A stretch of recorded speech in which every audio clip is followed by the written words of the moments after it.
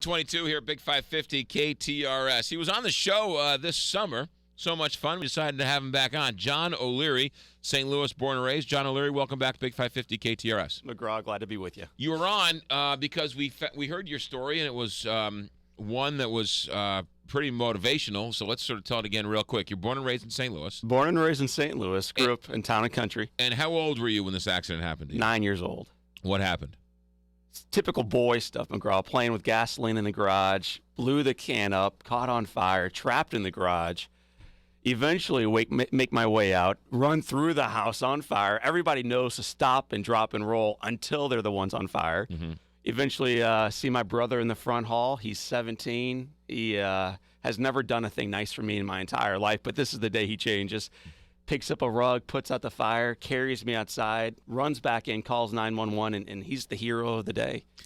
You were 9 years old at the time. That's exactly right. What were the you went to the hospital? Oh, sure.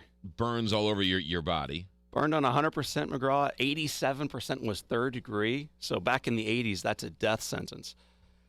Spent 5 months in hospital. I think one of the stories that we did not share last time that I just think is so important, especially for your radio listeners and for you, a day after I was burned, I'm tied down to the hospital bed. Can't move. Can't breathe because my lungs are burned. My eyes are swollen shut, so I can't do anything. Just lay there, but I'm awake. I'm not in a coma. I'm very much present. The door opens up from the outside, and I hear footsteps, and then somebody sits down. They pull the chair up close. And then I hear the voice say, Kid, wake up. And it's the voice of Jack Buck. Yeah, that's the worst Jack Buck I've ever heard. Well, let me hear you. Will you do me a favor? Say, Kid, wake up. How are you, kid? Wake up. That's what he says, man. Then he keeps going. I need to start smoking. I think if I smoked more, it would help my Jack Buck impersonation. You've no more playing with fire, no, okay? You don't need important. to play with any more fire. It's something I think I need to focus on. So Jack comes in. Was he a friend of the family? Did he just hear the story? How did he hear about this? Yeah. How did he? The night before, he's at a charity auction, pretty typical for Jack. Right. He's sitting next to a guy he knew named Red Shandians. Okay. And Red Shandians, his daughter, goes to church with us. Okay. So that's the loose connection. There's really no connection at all. Right. He encourages me, tells me that he's going to take me to John O'Leary Day at the ballpark. Then he leaves my room, pulls the door shut, and comes over to a nurse and says, is the kid going to die? Mm-hmm. And she says, absolutely. There's just no chance. Really? So there is no chance. He takes it home, cries about it, reflects and prays, and the following day he shows up and he visits me again. And these visits go on for 5 months. And occasionally he'll bring another ball player, or he'll bring old Gene Stallings. Remember the old football Cardinal coach? Sure, yeah. Hockey player. So he just keeps bringing people. Then we have John O'Leary Day at the ballpark. This celebration, man, pushes me on the AstroTurf into the dugout, takes me into the Cardinals player room in a wheelchair. Then he realizes there's 25 naked dudes, so he immediately rolls it around and takes me out of that player room up to the broadcasting booth, and we have our day together. It was an amazing experience. Did they tell you what did they tell you, and what did you know while you were going through this? So when I was first burned, obviously I knew something horrible had happened, but it's hard to understand just how serious this thing is. And I asked my mom if I wanted to die or if I was going to die, and her bold answer back to me was, "Baby, do you want to?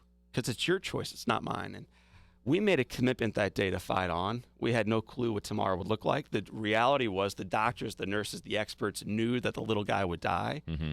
But my mom and dad and our faith and our community said, you know what, miracles still happen. So we were working and fighting and praying for a miracle. How long did you spend in the hospital?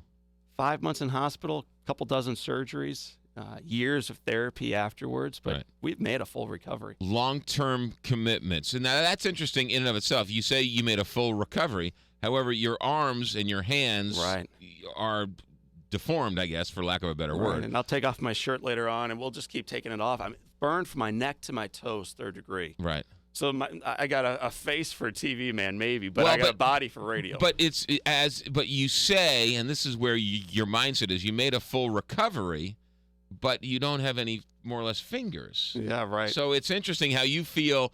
I made a full recovery. Other people would say I never made a full recovery because I don't have use of my hands. Yeah, the attitude and the way you view life matters profoundly. And there are people outside complaining right now about how freezing it is, and there are the same people right next to them saying, God, the sun's finally out. Thank you. Right.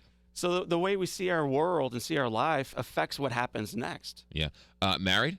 Married, yeah, beautiful wife. Kids? She's probably still sleeping. 4 kids. 4 kids. 8, 6, 4, and 2.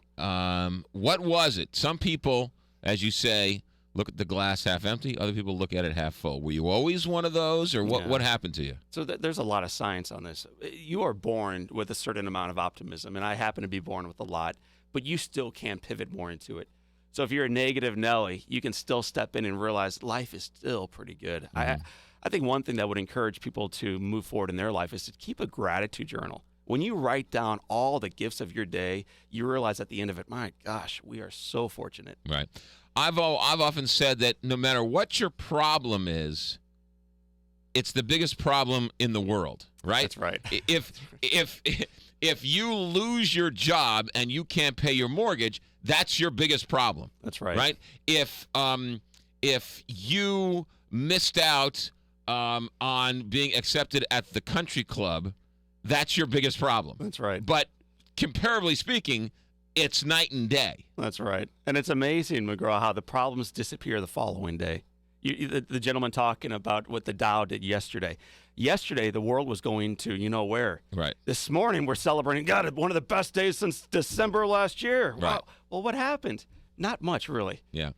Tell me about this Launch Leadership Conference. Yeah, so I've been speaking for 7 years. I've been at a lot of launch and leadership-type conferences, have seen what works well and what does not work well at all. Mm-hmm. We've created in St. Louis, our own backyard, a very, very cool leadership program. A day and a half of figuring out who we are, where we're going next, and how to take the next best step toward it. And so when and where and how do we sign up? Yeah, so the folks should go to riseandabove.com, and there's a link rise-above.com. Right, either way would work. So riseandabove.com works. It's probably a little bit easier to remember, riseandabove.com. There's a link there called Launch.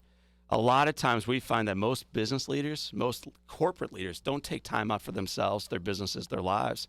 And if you don't take time to pause and reflect, how can you really recalibrate and redesign what your life and your business is all about?